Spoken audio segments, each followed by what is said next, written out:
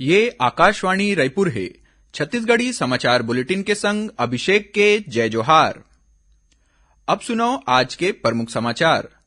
मुख्यमंत्री हा केंद्रीय कोयला और खान मंत्री ले कोल ब्लॉक के अतिरिक्त लेवी के राशि 4,189 करोड़ रुपया ला छत्तीसगढ़ ला जल्दी देवाय के आग्रह करेन। प्रदेश में ए बेरा कोरोना संक्रमण के मामला हा तेजी ले बाढ़े ले पॉजिटिविटी दर हा बाढ़ के 6.23% हो गए है। काली प्रदेश में 2,828 नवा मरीज मिलिस। और मुख्यमंत्री के मासिक रेडियो वार्ता कार्यक्रम लोकवाणी के 25वां कड़ी के प्रसारण काली इतवार 9 जनवरी के होही। ओमन लोकवाणी में ये दारी युवा सपने और छत्तीसगढ़ विषय ऊपर प्रदेशवासी मन ले गोट बात करही। अब समाचार विस्तार ले। मुख्यमंत्री भूपेश बघेल हा केंद्रीय कोयला और खान मंत्री प्रहलाद जोशी ले कोल ब्लॉक के अतिरिक्त लेवी की राशि 4,189 करोड़ रुपया छत्तीसगढ़ ला जल्दी देवाय के आग्रह करीन है।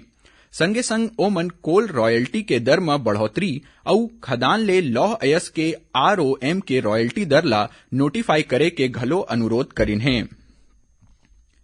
केंद्रीय स्वास्थ्य मंत्रालय है अंतर्राष्ट्रीय यात्री मन बर संशोधित दिशा निर्देश जारी करिस है। मानक संचालन प्रक्रिया 11 जनवरी ले लागू होही और विदेश ले अवैया यात्री मन ला 7 दिन बर अपन घर में अलग रहना जरूरी होही। भारत में आए के 8वां दिन RT-PCR जांच कराना होही, जेकर रिपोर्ट एयर सुविधा पोर्टल में अपलोड करे बर पड़ही। यात्रा के योजना बनैया सबो यात्री मन ला यात्रा ले पहली ऑनलाइन एयर सुविधा पोर्टल ऊपर स्व घोषणा प्रारूप में जानकारी देना जरूरी हवय। यात्रा शुरू करे के 72 घंटा पहली यात्री ला ए पोर्टल में RT-PCR जांच के निगेटिव रिपोर्ट ला अपलोड करना जरूरी होही। केंद्र सरकार हर राज्य और केंद्र शासित प्रदेश के संग PSA संयंत्र, ऑक्सीजन कंसंट्रेटर, सिलेंडर और वेंटिलेटर समेत सबो तरह के ऑक्सीजन आपूर्ति के तैयारी के समीक्षा करीन है। केंद्रीय स्वास्थ्य सचिव राजेश भूषण हा काली वीडियो कॉन्फ्रेंसिंग के माध्यम ले कोविड महामारी के समयबद्ध और प्रभावी प्रबंधन ले जुड़े उच्च स्तरीय बैठका के अगुवाई करेन। प्रदेश में ये बेरा कोरोना संक्रमण के मामला हा तेजी ले बाढ़त है। उन्हें प्रदेश के पॉजिटिविटी दर हा घलो बाढ़ के 6.32% में पहुंच गए है। काली प्रदेश में कोरोना संक्रमण के 2,828 नवा मामला आगू आइस। एमा रायपुर जिला में सबले ज्यादा 899 मरीज मिले हैं। वर्तमान में 9,600 ले ज्यादा मरीज मन के इलाज प्रदेश के आने अस्पताल और होम आइसोलेशन में चलत हवे। काली प्रदेश में कोरोना ले 3 झिन मनखे के मौत हो गए। ओती सुकमा जिला में गादीरास इलाका में मिच्चीपारा पोटाकेबिन आश्रम के 4 झिन लइका मन कोरोना संक्रमित पाए गए हैं। इस बीच प्रदेश के स्वास्थ्य मंत्री TS सिंहदेव के कोरोना जांच रिपोर्ट निगेटिव आए है। ओमन ट्वीट के माध्यम ले ये जानकारी साझा करीन कि 2 जनवरी के कोरोना संक्रमित होए के बाद होम आइसोलेशन में उखर इलाज चलत रहीन। पाछू 4 दिन ले कोनो प्रकार के लक्षण नहीं दिखे में ओमन फेर ले जांच कराइन, जेमा रिपोर्ट निगेटिव आइस।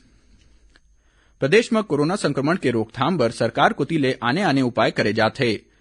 इही कड़ी में रायपुर जिला में कोरोना संक्रमण बर नियंत्रण कक्ष के स्थापना करे गए है।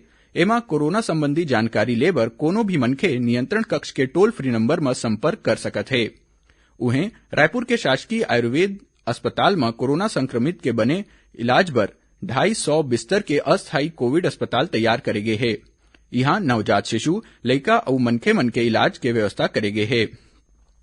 रायपुर जिला में रोको और टोको अभियान के तहत वॉलंटियर मन सार्वजनिक जगह में लोगन मन ला मास्क लगाए, दूरी बनाए और कोरोना प्रोटोकॉल के पालन करे बर समझाइश देवत है। ओती राजनांदगांव जिला के सबो प्राथमिक और सामुदायिक स्वास्थ्य केंद्र में ऑक्सीजन सिलेंडर, बेड, PPE किट, वेंटिलेटर समेत सबो जरूरी व्यवस्था करे गए है। राष्ट्रव्यापी कोविड टीकाकरण अभियान के अंतर्गत देश में 1,50,61,00,000 ले ज्यादा टीका लगाए गए हैं।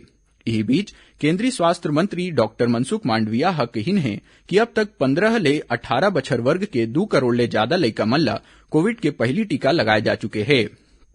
एती प्रदेश में अब तक 3,24,81,000 ले ज्यादा टीका लगाए गए हैं।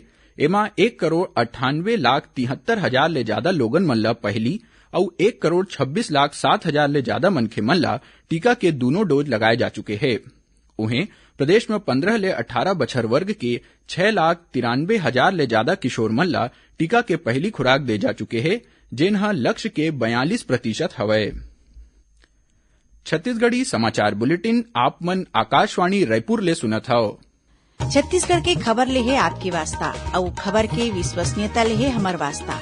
आकाशवाणी समाचार रायपुर के प्रादेशिक समाचार बुलेटिन के संगे संग हमार समसामयिक कार्यक्रम आप रेडियो के संग अपन मोबाइल में घलो सुन सकत हव। आकाशवाणी समाचार फेसबुक, ट्विटर और यूट्यूब में घलो हावय। हमार फेसबुक पेज हरे Chhattisgarh news on AIR, Twitter handle CGAIR news और हमार यूट्यूब चैनल हरे छत्तीसगढ़ AIR न्यूज। तो अब रेडियो के संगे संग आपके मोबाइल के माध्यम ले हम आप तक पहुंचत हन। छत्तीसगढ़ के हर खबर पर सुनत रहो आकाशवाणी समाचार।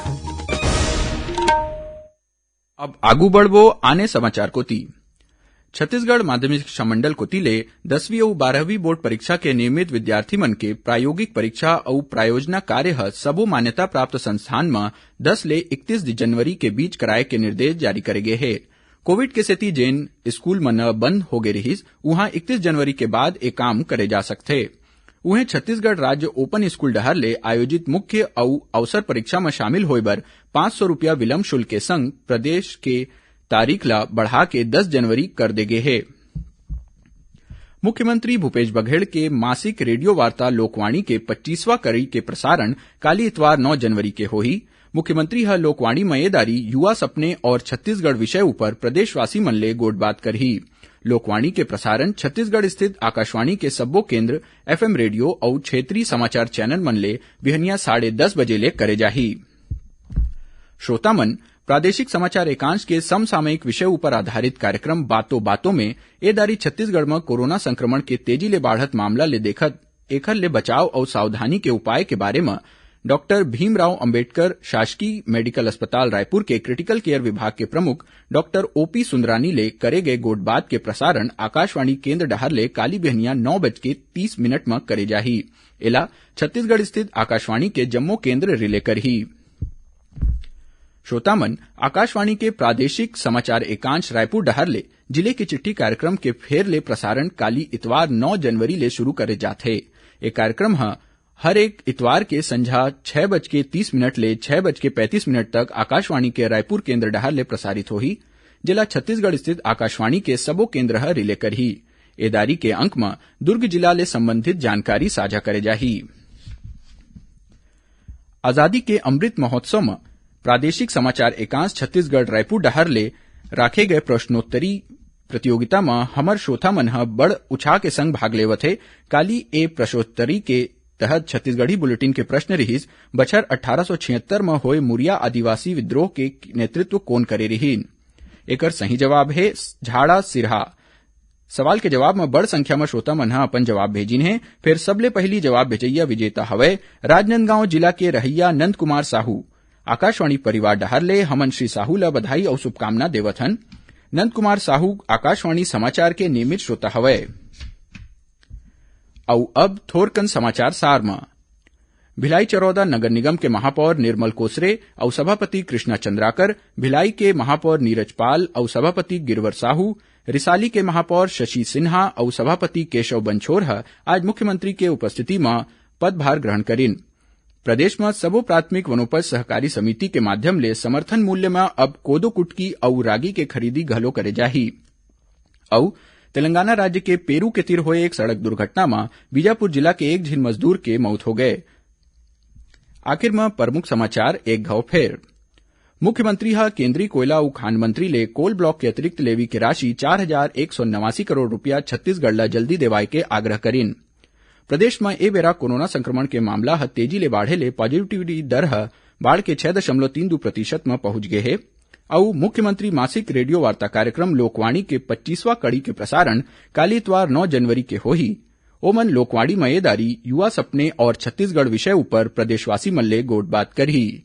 एकरे संग छत्तीसगढ़ी समाचार बुलेटिन इहें सिरावत है। जय जोहार।